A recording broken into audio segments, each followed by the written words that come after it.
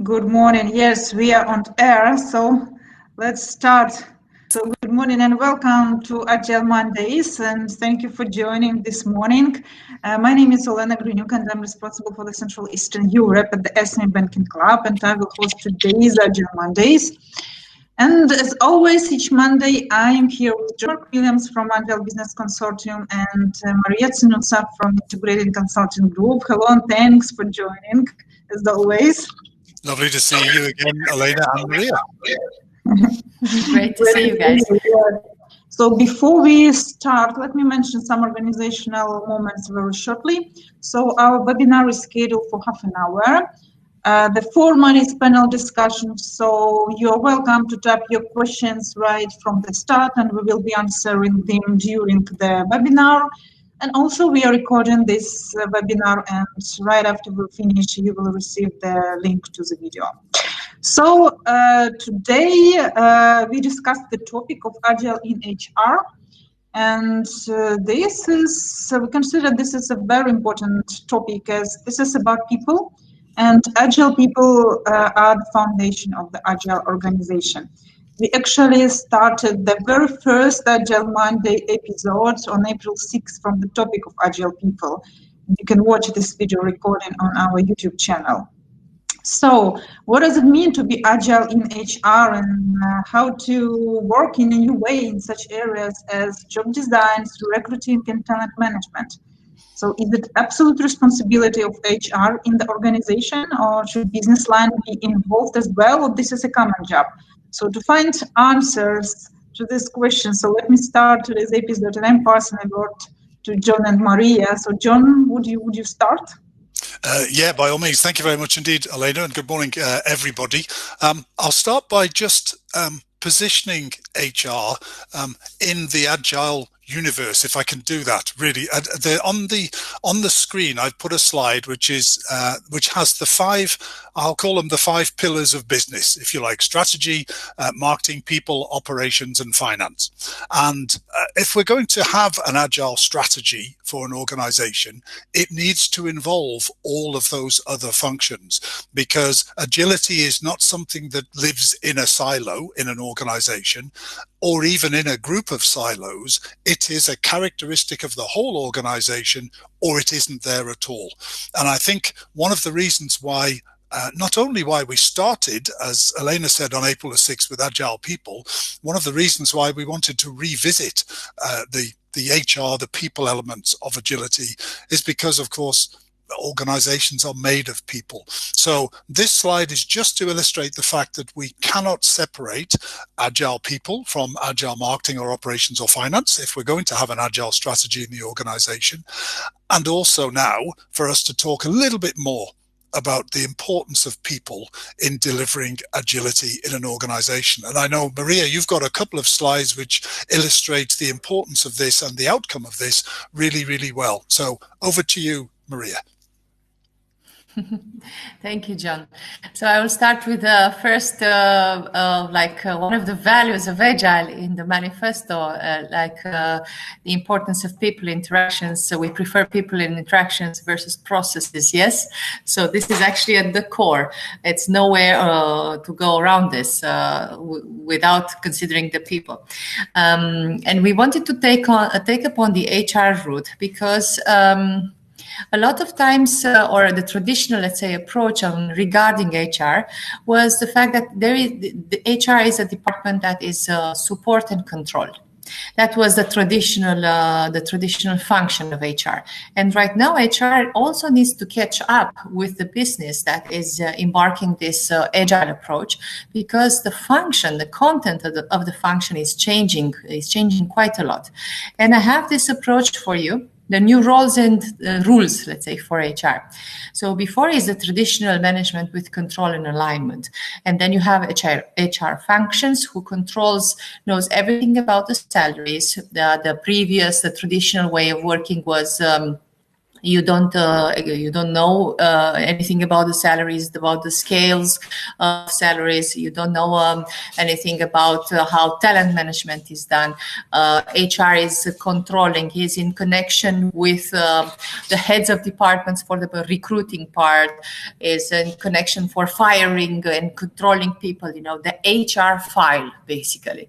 It is something that HR has it. It's we don't know where it is there, what it is there, and it's something that you also look at HR. You have to be careful how to talk to HR because you have to be on the good side of HR. I don't think I've ever used the word HR in a sentence so many times ever. I will try to diminish a bit.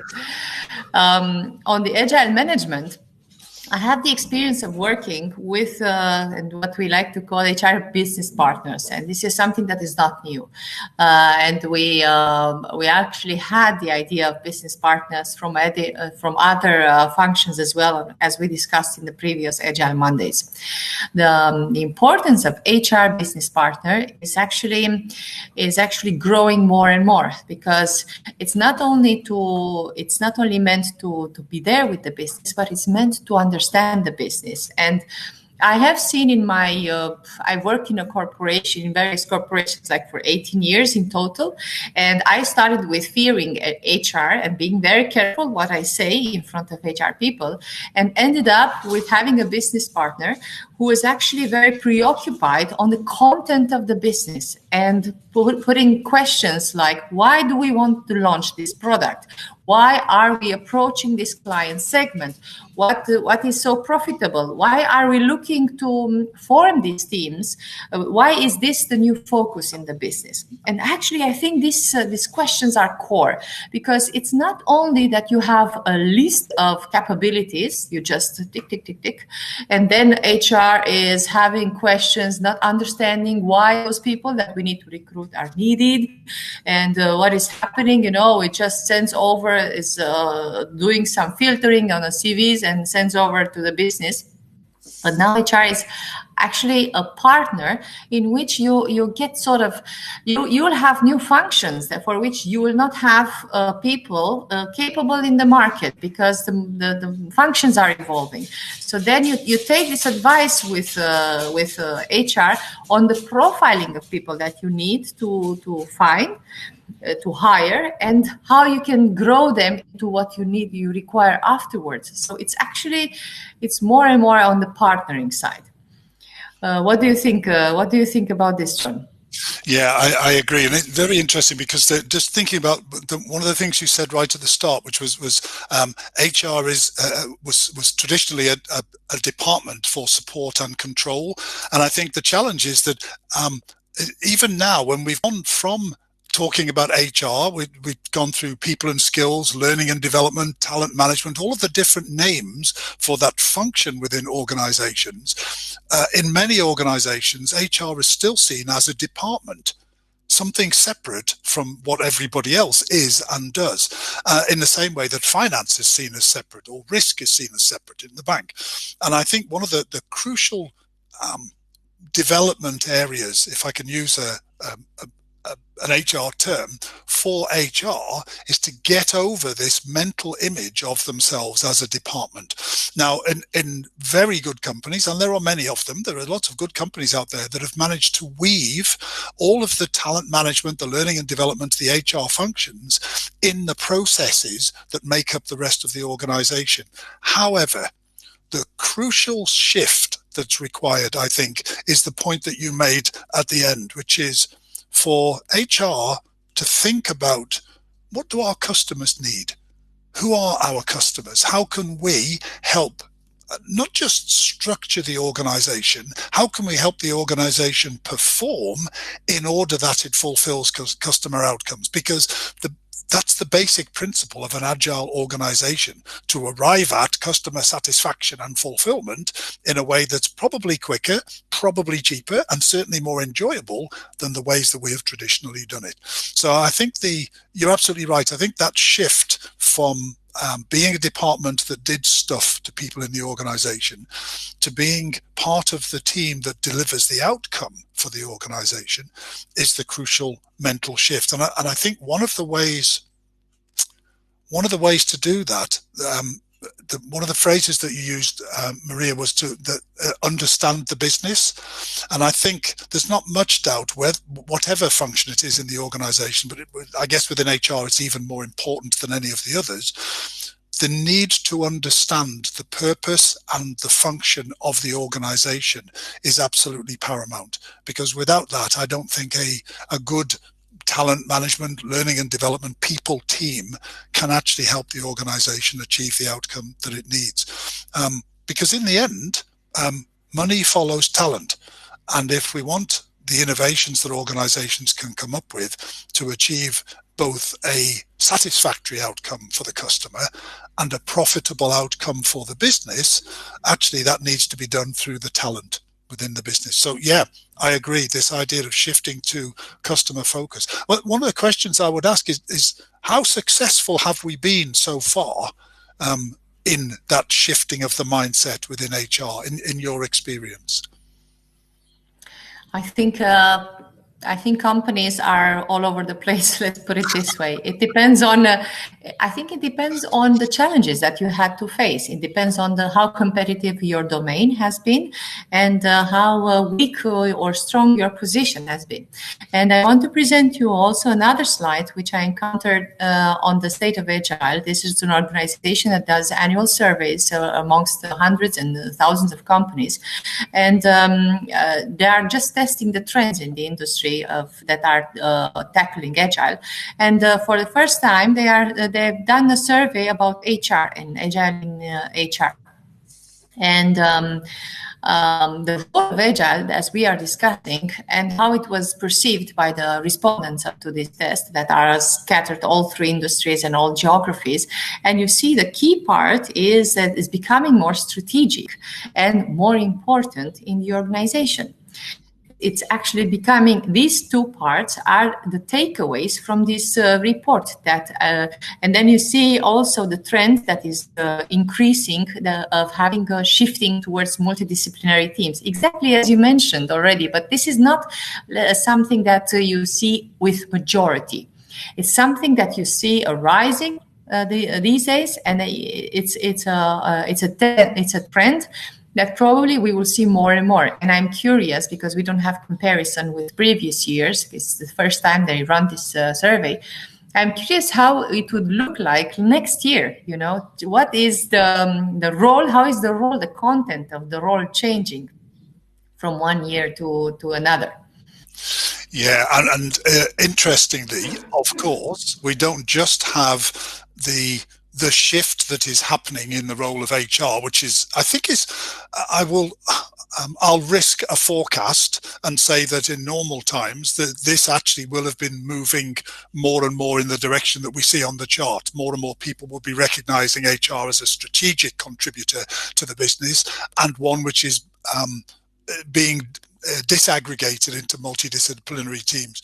What will be interesting is how this looks in the light of the current pandemic, because the impact of the pandemic on the way organizations behave has not just been immediate and very high, it will also be quite long lasting, and that's really, really important in light of something that you said just now, Maria, which is the contribution of HR sometimes depends upon how competitive the domain is in which organizations are working.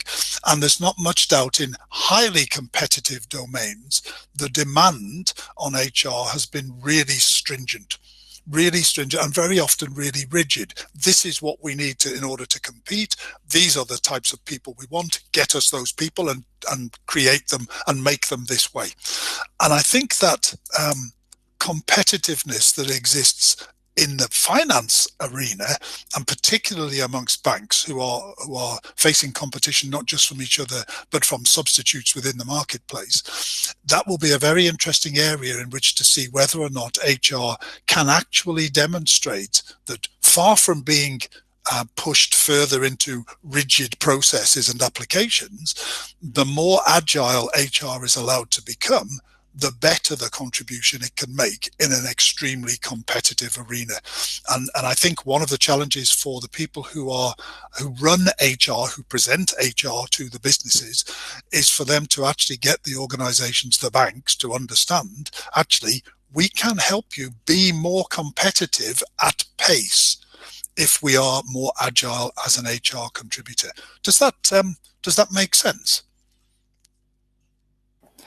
Yeah, indeed, it makes total sense, because if you imagine what was the standard applicant for a job in a bank. It was an economist. It has to have this and this experience. It has to have financial analysis skills, credit analysis, the textbook. But right now, the competitive environment in the banks are pushing banks to explore side business without which they cannot survive. Digitalization is like the most obvious one. And with the digitalization, you have an invasion of other jobs that were never part of the banking environment. You have an army of UX. You have an army of IT that is required. You have a focus on process design, on how you do it. So you have a lot of qualifications that are required in order to be really competitive. And then what do you do is actually, you can have two approaches to this thing. You can either look on internally and see internally what kind of capabilities you have, or you can also look externally. And I want to share with you one of the experiences that I had in terms of building an agile team and requiring a lot of, let's say, new capabilities for a team that had to be, for a new member that had to be included, while at the same time, the new member would have been required to be very knowledgeable of existing processes of the bank. So, let's say a possibility or an alternative to how you can recruit. I was in charge of a department that was doing end-to-end design of processes. So therefore, you really have to know the internal processes in order to redesign them. And we were recruiting internally. That was the focus, because also being a pilot in the agile environment, it was also a team that everybody wanted to have access for, and we wanted to open up the team to the organization. And the discussions that we had, and it was like a learning process on both sides, on the business and also on the HR side. The way we decided that we want to recruit, because we were very huge fans of agile methodology, was actually, we said the team is very important, and the core of the team, the way it functions, is more important than the individual. So therefore, we said, okay, we will accept only internal applicants, and the condition is for them to spend 1 day with us. And I would start the day with describing the job and getting to know the person that was applying, and then I would say, listen, this is a two-way street. It's not only that you apply, but we understand that you might have heard some things about this job that you also should want to check before we actually accept you. Maybe we want you and then you decide you don't like it. So therefore, let's use this day to get to know each other. It was an occasion for the team as well to know the applicant, and it was also an occasion for the candidate to understand better what was happening. And I have to tell you that at the end of the day, I had one case, not many, but I did have one case that the lady came at the end of the day and she said, thank you for having this opportunity of knowing your team and knowing what you're doing. I had a total misconception, and actually, I don't think I would like it. So thank you for giving me this, because I think I'm qualified, but I don't want to do it. And this addresses exactly the core of developing people, and the fact that HR allowed for this process, different process, like it was testing, yes, to happen, it shows that we were evolving together, business and HR. And the way the process, the recruitment was happening was actually at the end of the day, we have a discussion with the team and for all the candidates, and we say, okay, with whom did you have a good interaction? What are the qualifications? And it was also an open process, and the team felt part of it as well, and also they felt responsible for it. So it's not like, yeah, the boss chose somebody and we don't like him. No, we also had a say, and therefore we need to integrate that person properly in the team. It's a shared responsibility. Yeah. What do you think about this one? I think it's great, and actually it reflects the way that I was recruited for the consortium. I think if we're going to want the team in which recruits will actually have to work, if we want buy-in, we need to get be-in. We need to get the team to be in that process if they're going to buy into it. Exactly. And for me, that's an agile way of doing things, really. And it's interesting because if we think about it, the starting skills that we require in people that are recruited in order to meet the demand for agility in the future competitive domain, the starting skills, when you mentioned earlier on this idea of recruiting certain skills into the bank, and now with the digitized world, different skills are required. Actually, there's another layer which is in line with agility, which is the skills that revolve around customer understanding. And I think the things like design thinking, you mentioned around this design of systems, the soft skills that are necessary in order to understand, to empathize with somebody else's point of view, in this case, the customer's point of view, are also part of the new set of skills. And those skills can only really be divined and identified by immersing the recruits in the team itself. Because for the recruits, the first customer is the team. And they need to fit in with the team. And then the recruit, if they have that broader customer understanding, can bring that with them into that conversation with the members of the team. The members of the team can then identify whether or not this person is going to fit in. And that's quite important as well, I think. And the point that you made about the example that you quoted about somebody saying thanks and no thanks is a tremendous one, because I can't think of other than finding the perfect person, in a way, the second best result is to not find an imperfect person. And if that person can see, actually, I'm not going to be happy here, that's a result. That's a positive result for both parties, because it saves any further time being wasted and allows the team to focus on the quality of the outcome, which, of course, is one of those things in terms of agility that we do not compromise. So I think it's a great example, actually. One of the things, it's funny because one of the things that came out of what you were just saying was I was thinking about agility itself being a learning process. I say, of course, because one of the principles of Agile is that actually this is not a process where one learns on the job. One needs to bring skills to an Agile process, which enables one to contribute immediately. Nevertheless, because every day actually in the marketplace is different, it's not just a case of being a learning organization, because that's what Agile organizations are, not just being a learning team. Actually, every individual in the team will be learning all the time. So even if they come as experts, they will learn new ways to understand and assess their expertise as Agile projects or Agile situations or processes develop. And I wondered what you thought about that, because I know that being competent has often been one of the prerequisites, one of the requirements for joining an Agile team. Actually, a willingness to learn new skills, I think, also needs to be one.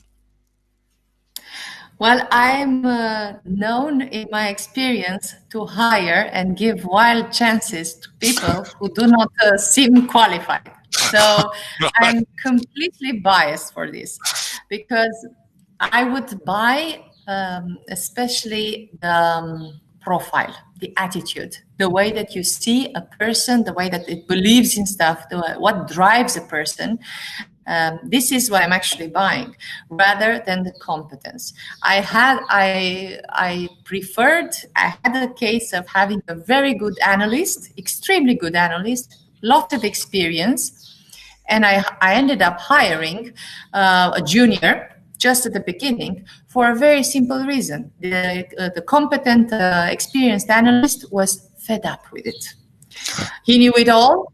He was, very self-sufficient and complacent. And actually, in order to evolve, you need to be curious. You need to wonder about stuff every day. You need to also accept that there is something different which you have not experienced. If you're every time that you see something, you're rolling your eyes, I've been through that. It's actually at personal level, if you're doing that too many times a day, you have to wonder there is something wrong there. And actually, so yes, I completely agree with you that you should open up more on the not only, or at least as important as competencies, is actually the attitude towards this. Because even if you have the best specialist in the team, if the mix is not right, the team will not function.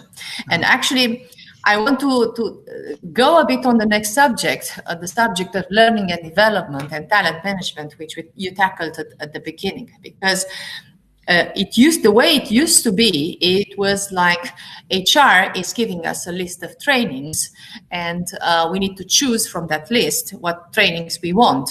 Or managers are looking in their teams and at the evaluation are saying, okay, you need to improve on these skills and you need to be better there. Therefore, I'm going to send you to a training to fix you. Yes. So it was something in which the employee was like waiting to see the outcome of it. But the way is changing, and talent management as well. Talent management used to be a function that you end up on the list, you're happy you're there, you don't know how you got it, the criteria are not transparent, you learn, it's very hush-hush. Sometimes somebody from the group comes and you get to see that somebody because you're on the talent list, and while you're waiting to enter the meeting, you see somebody else, oh, he's a talent as well. And then you don't know what benefits you have because you're on the talent. It's something very magical and very protected by HR. And I've been in that boat as well. And I've been in the boat as well in which it moved towards what are the criteria. Talent management is something that is open. We want to encourage people. If you want to become better, if you want to become a talent, then this is what you need to do. This is what you need to improve. It's not only the responsibility of the manager to point out who is, but it's also the responsibility of the employees. It's learning is something that I should be preoccupied as a human being. And if I want to focus that learning on something on the job or outside the job, at least you make a conscious decision. But we are not like, waiting for things to happen to you. It's not the way it should work. What do you think, John? No, I absolutely. We should not be passive recipients of whatever our organizations decide to give us, because everybody is the talent. Everybody in the organization. Yeah. A very interesting question that's been posed actually by one of our audience, which is no doubt that we need new skill sets. Actually, whether or not within the rigid confines of a banking environment, that would be the right place for unorthodox skills to flourish. And I really like that word unorthodox, because picking up on your point, Maria, about hiring people who have potential, even if they have not got lots and lots of pieces of paper that say they have experience, or even in some cases qualifications, unorthodox is the right word, because innovation is a function of new ideas, not of old ones. And if we want to be organizations to be innovative enough to cope with the kind of competitive domain that banking represents here, then innovation is the only possible differentiator that a bank can apply. So we do need people with unorthodox ideas. Now, the question of whether or not those people are likely to flourish within the rigid confines of a bank is a huge question.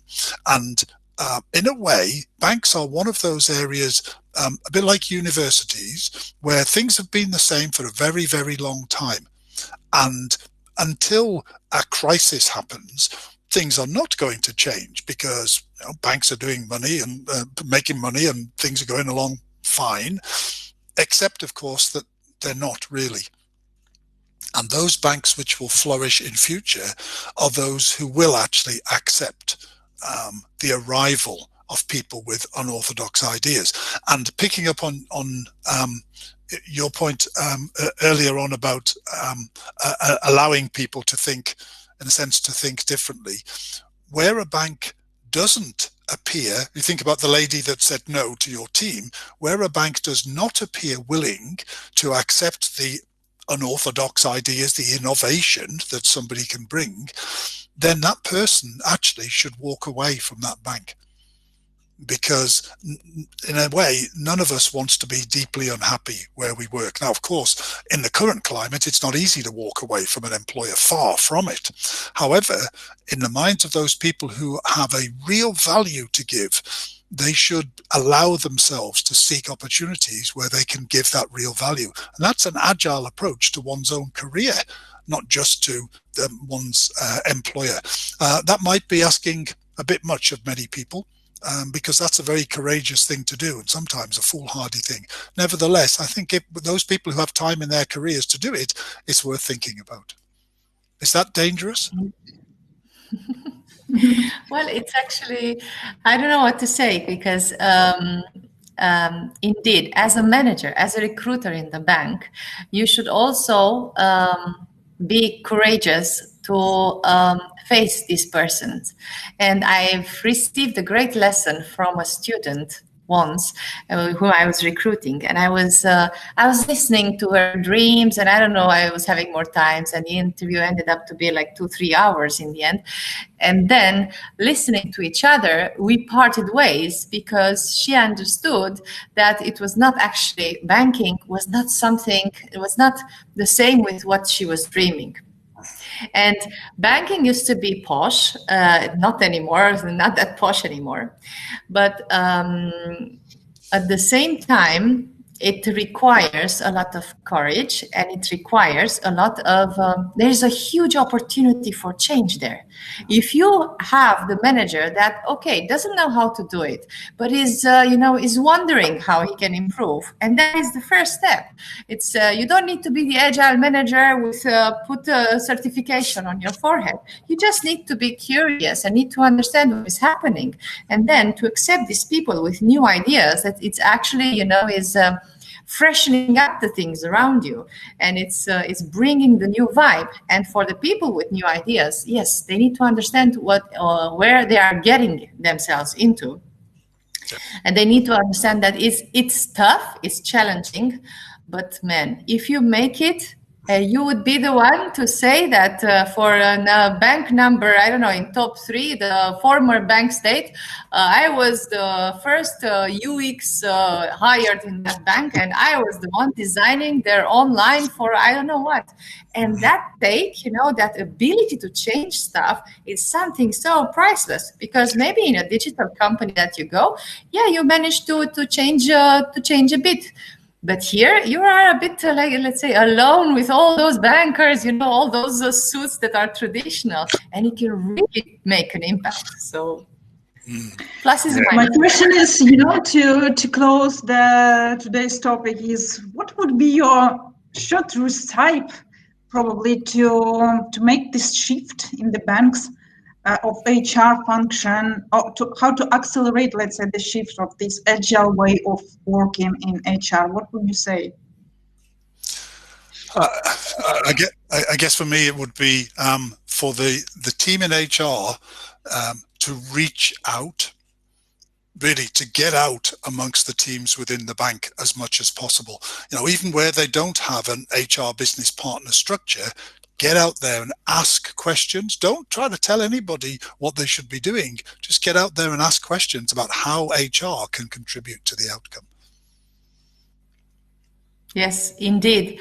To have the right conversation, to be open to understand that, to be open to acknowledge and ask the question that, listen, I don't know what you're doing there. I know that I'm supposed to recruit for you and this and that, but what are you doing there? And having this open discussion for HR to understand what is happening in the business, being a business partner, formalized or not, really trying to understand, spend some time with them, understand their daily struggle with clients, with products, and then understand what drives them to still be there. And then you will be able to propose the better learning stuff, better career stuff, to really be an advisor and a partner in discussion for that business.